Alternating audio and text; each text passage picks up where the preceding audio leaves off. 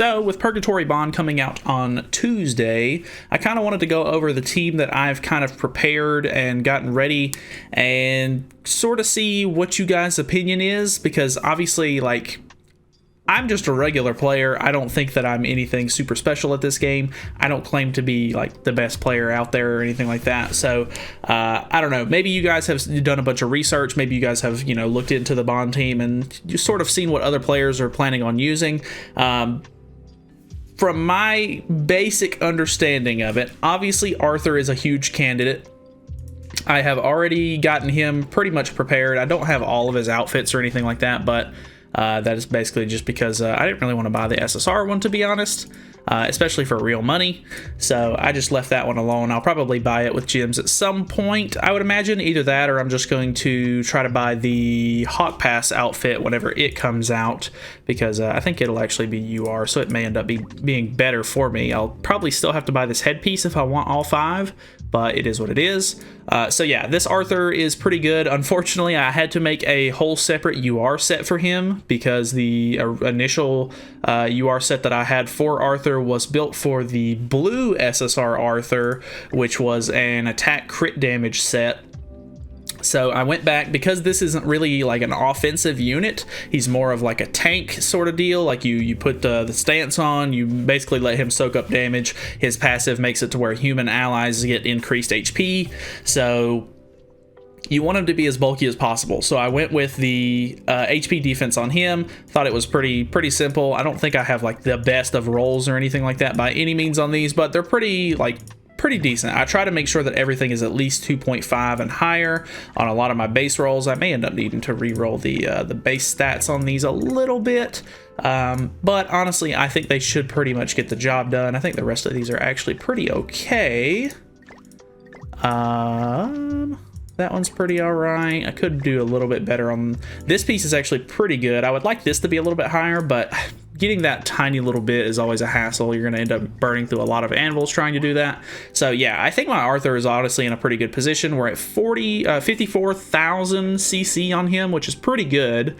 I would like to try to put cosmetic upgrades into him, and I have a lot of them saved up, but at the same time, I kind of want a lot of my cosmetics upgrades to be pushed into Bond whenever he comes out, because he's the festival unit.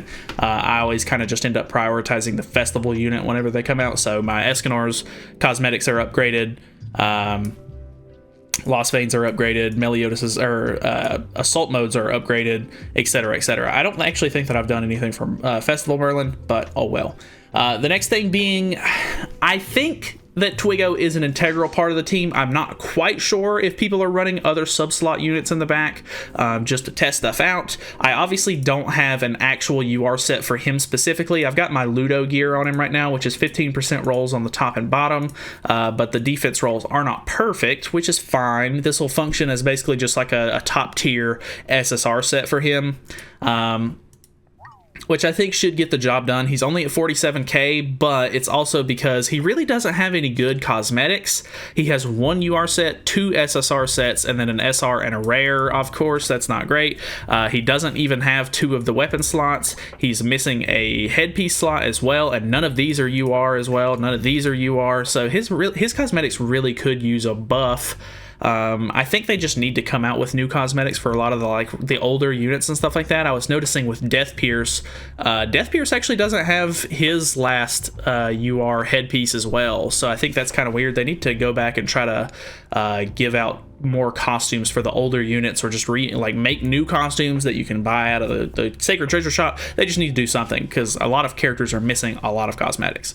So I think Twiggo is pretty important. I've already got, I mean, he's literally gotten level 90, and he's super awakened to the maximum at this point, which I'll admit took a lot out of me. I really didn't want to do that, but at least with rare units, it's not quite as expensive to super awaken, and it takes a lot less coins and stuff like that, which is really nice, honestly. I'm glad that they did it like that, because good lord, it really pained me to waste resources on this unit, which if it works out, it won't be a waste.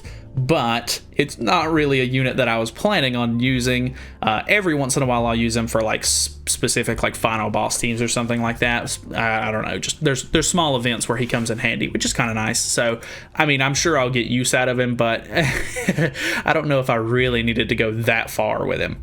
Anyways, the third unit that I have is Red Easton, which is really interesting because a lot of people really have been talking up Red Easton a lot for this team. So that was basically the reason why I went for her. She has an attack skill that can deplete ultimate move gauge, which is pretty nice. So she can have a little bit of ult control.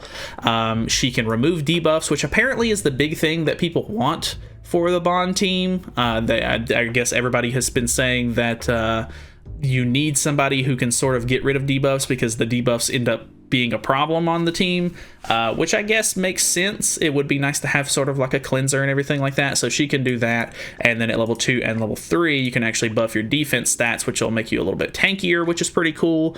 I'm not a real big fan of Easton, like any of these Easton's ult cards, to be honest. I just don't really think they do a whole lot, but then again, all of my Easton's cards are 1/6, so I don't know, I've never really seen a lot of performance out of these ults, but she's more of a support character anyway. I did end up going UR set a little bit for her, so I've got the middle and bottom rows done, so her HP and defense are going to be UR buffed, which I think is the most important part. I don't think I'm really going to be relying on her attack stuff. I will probably get these done eventually because I don't really like having partial sets, but I wanted to make sure that I got those two out of the way first because I think that they're going to be the most important to make her, you know, tankier, have more HP, have more defense, etc. So she is at almost a 56,000 CC, which is pretty good. I'm honestly impressed that it's that high. So with her being level 90, 5-star super awakened, I've already tried to grab as many cosmetics and stuff like that as I can for her, which a lot of her cosmetics have been sort of free cosmetics that they've given out in just like events and stuff like that for the 7 catastrophes.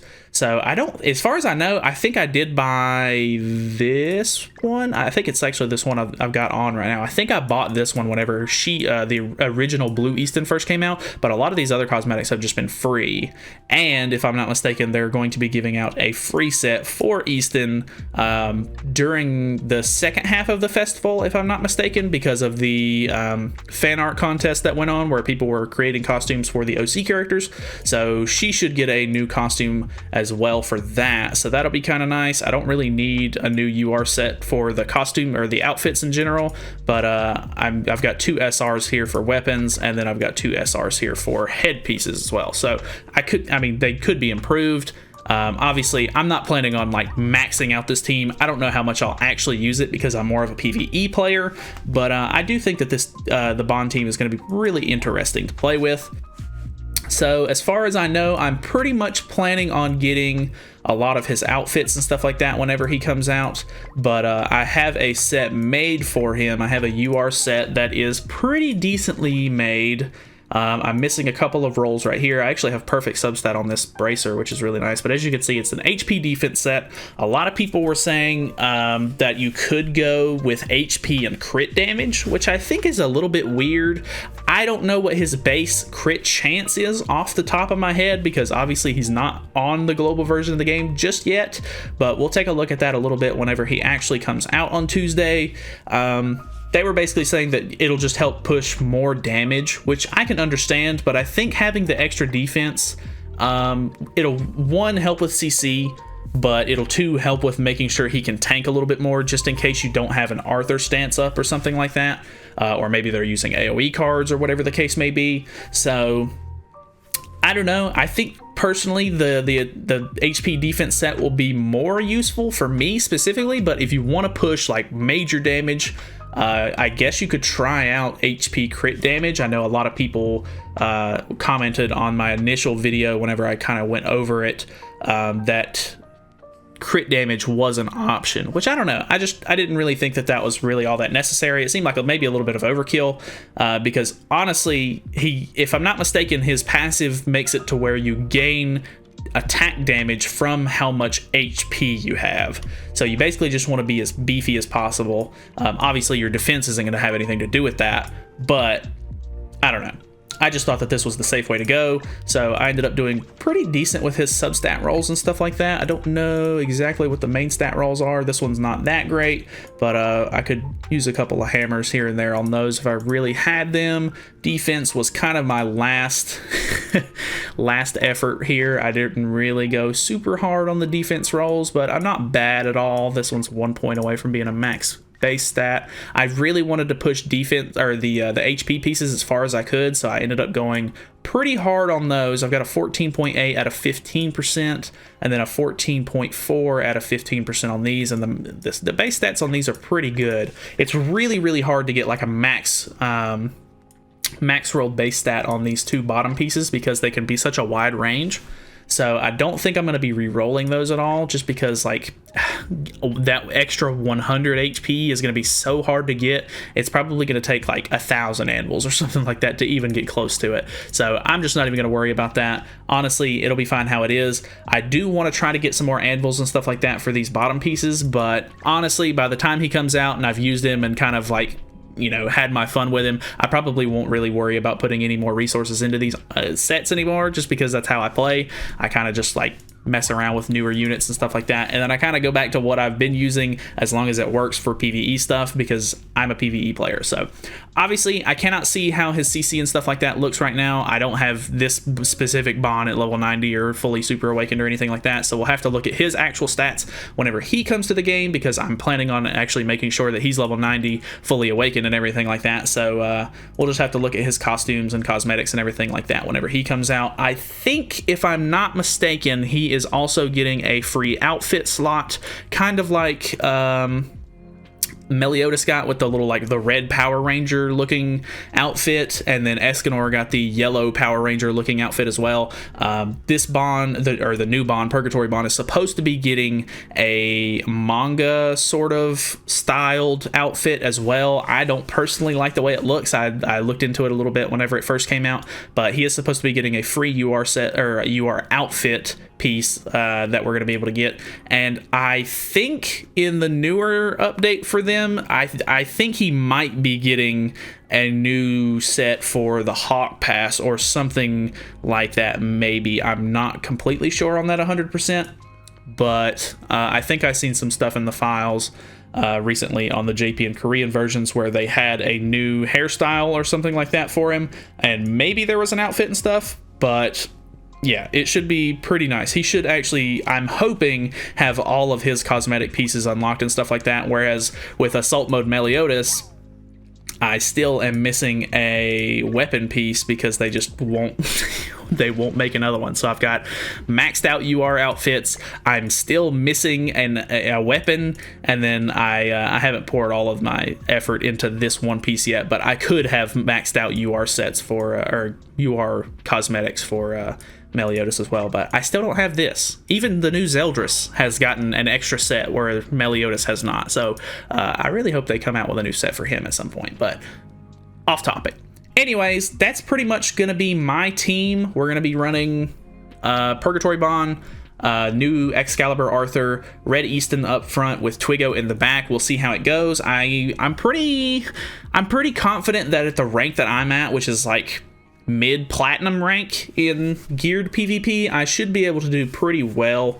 More often than not, I have pretty decent gear going against the players that I go against. There are still players, obviously, that you know, they beat me in CC. They've definitely poured a lot more into the game than I have, but I don't know. I think I'll be fine at my rank. I honestly think it might be a little bit overkill having the UR set pieces for Easton, and then having Twigo completely maxed out. I don't know, maybe other players are going to be doing that as well. I mean, with him not costing as many materials as like a regular SSR unit to get up, I definitely could see people investing in him as well. So I don't know, we'll have to see. Hopefully whenever he comes out, we'll definitely test him out and stuff like that. Make sure that you guys are subscribed and stuff like that, because we will be doing a live stream for summons on him and everything like that, and normally after we end up finishing the summons, we always end up going in and playing some PvP with the new character. So yeah, if you guys want to stop by whenever we do the live stream, feel free to subscribe so that way you get, you know, notified whenever I go live, or, you know, you can see my notification, or however it works. I honestly don't know. But yeah, that's pretty much it for me. Thank you guys so much for watching. Feel free to subscribe for more content in the future, and I will see you guys in the next video.